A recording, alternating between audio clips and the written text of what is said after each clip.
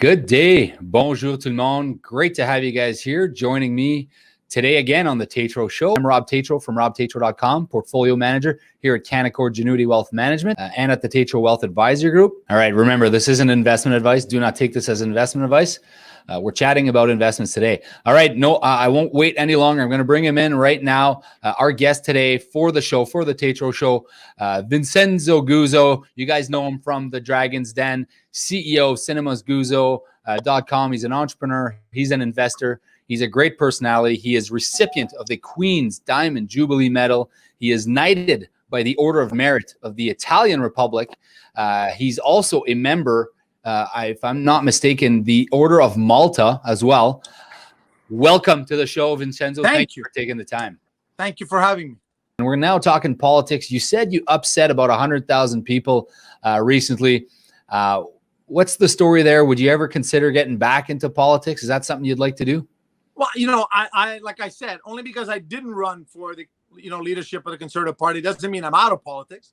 I'm actually co-chair, co-national chair fundraiser for Aaron O'Toole. So, I'm still in politics. I think as a businessman, as a person who has a certain visibility, I think it's important to offer an alternative view or an alternative explanation to some of the stuff that's being told to us.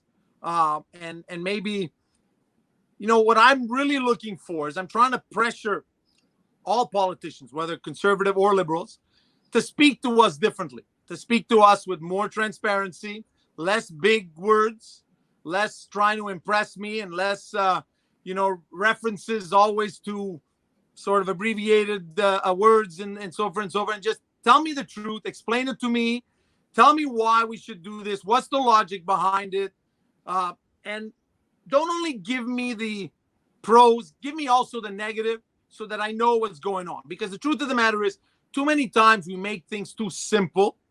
We try and we look at a poll and we say, okay, we can't say this because the polls are saying this. But the truth of the matter is, and the best example I can give you is during COVID-19, just recently when the Quebec government decided it was going to reopen schools, everybody went crazy, right? Everybody just said, no way, this doesn't make sense. The polls all came out saying that 80% plus would never send their kids back to school till September, and maybe even further than that, right? Because we don't know what's going on. Truth of the matter is the government opened the schools and 60 to 75% of kids went back to school.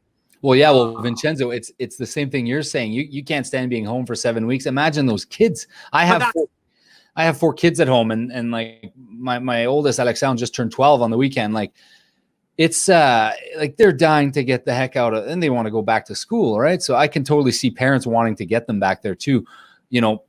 Health and safety be damned. I could see that happening. Yeah, but on the flip side, the polls were saying, right? And that's what happens, right? Is that as politicians, we get too often told politicians too often tell us what they think the polls are saying that we want to hear. But I don't want to hear what some guess estimate firm has decided that we want to hear. I want to hear the truth. I want to know, why is it okay? Now, don't get me wrong, the handouts that are being done right now during COVID-19, I would tell you some of them are clearly explainable. Some others are a little, but I'm not understanding why, but it's okay. Let's try.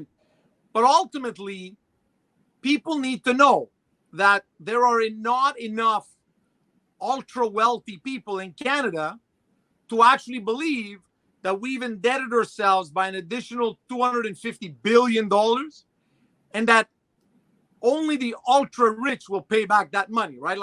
People need to understand you're getting the money. It's fine. You need the money. It's in time of crisis like this that the government's got to have available monies to help people. But that means that when things are good, that's when you got to be making money, putting it aside, making sure it's available for a crisis time. Now, you got to remember, let's go back to 3 years ago when everything was doing extremely well and we were taking on $30-40 billion deficits a year. So, but if everything's doing great and we're indebting ourselves, if we had done the prudent fiscal thing, we would today not be at $1 trillion of debt. We'd maybe be at 750 because we would have saved some, right? I mean, it's just a logical thing. I think the problem is that there's a disconnect because of the way the sales pitch is done. Is I'm going to give you money, but the money has to be returned one day. Whether you're going to return a small part and I'm going to return a bigger part, it's irrelevant. You're returning a share. And I always like to tell my kids, you're happy now that you're getting a student, student subsidy, but you do realize you're paying that student subsidy back. I'm not. I mean, I'm 50. By the time we get to that part of the money, I'll be gone. So it doesn't matter. And that's where I think ultimately, I think we're being done a con job, if I can say that, from many politicians, where they're saying they're great salesmen, but they're used car salesmen, and they don't realize that we're the ones who are going to have to live with the used car at the end of the day. They won't, right? They just move on, and we're the ones stuck with the deficit. And that's what you would change if you were elected. You would change you'd be more fiscally responsible. But that would be my primary objective in going into politics is to bring in a more efficient way of running the government. Social issues are, for example, I'm not going to be the one, like I wouldn't even want to have the discussion about abortion or women's rights or whatever. For me, it's a mute subject. Gay rights, it's a mute subject. I mean, it is what it is. It's there. I mean, I have a sister-in-law that's gay. It is what it is. There's nothing, I have a hard time believing that somebody actually would expect in 2020 to really have that debate again. I just don't even know why we waste the time asking questions about that. For me, I grew up in this, right? I'm a guy who's in the movie business. Like there's certain things that, divorce, let's put it this way. Divorce, abortion, and homosexuality are like three of the things that were in the movie business or in the Hollywood world 50 years ago. It's 50 years we almost accepted it. So why would we even want to re-question that? And I think that, to be honest, I don't really want to be told how to live my life. I don't think I'm going to be telling other people how to live theirs. What I think as a politician I would do is try and show them an example of a healthier, more fiscally responsible way of living their life so that they can have more money in their pockets.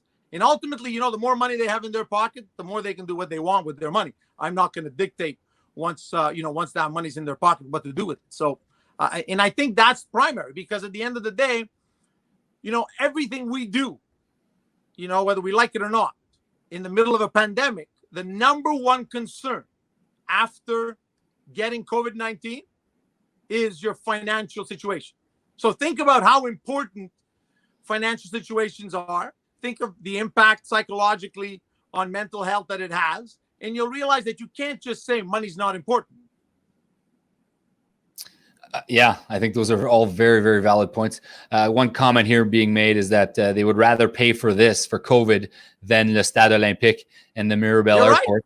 You're right. That's a comment here made by one of our guests. Another guest is asking me about the pipeline.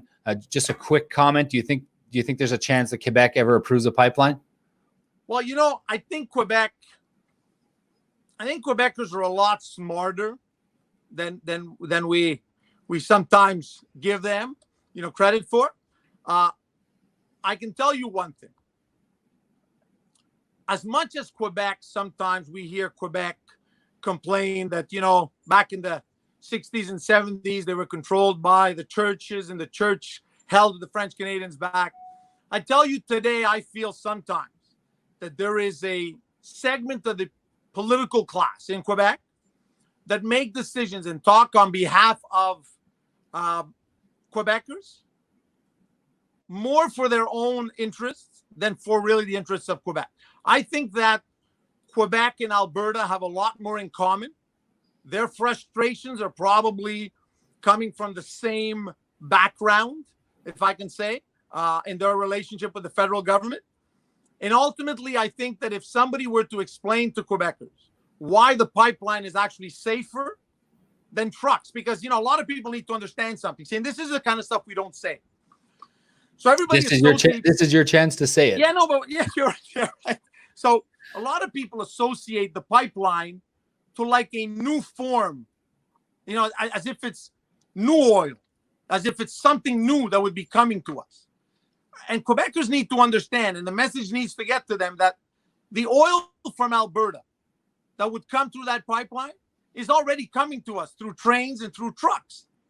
So, believe it or not, going through a pipeline may actually be environmentally safer, cleaner than having to run trains that's burning fuel to get us fuel, or trucks that's getting us fuel.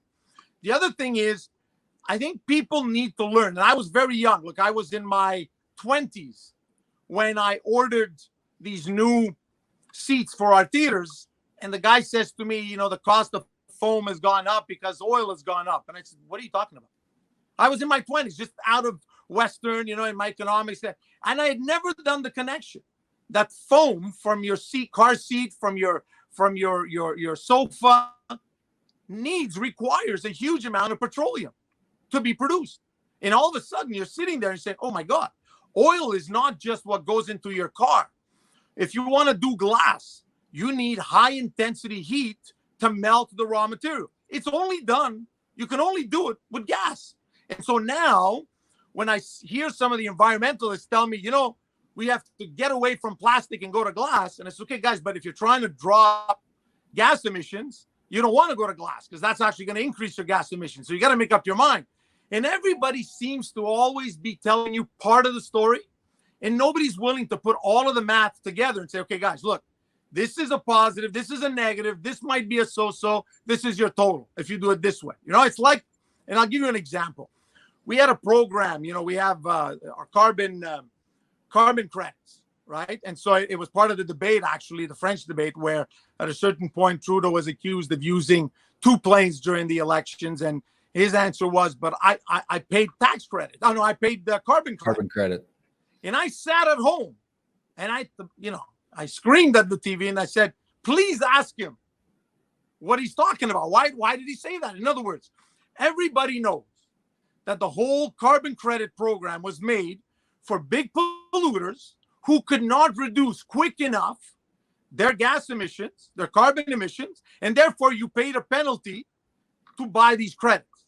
It was never a program for me to fly one plane and then say, hey, you know what? I want to be a bigger polluter. Let me up my pollution and pay for credits. That was never part of the program. But we had a prime minister who seems to pass himself off as an environmentalist who used his own program to justify polluting more, for example, right? And so that's the kind of stuff that we all need to sit down and realize. Programs are done a certain way. They need to be explained, and we all need to be part of the explanation process.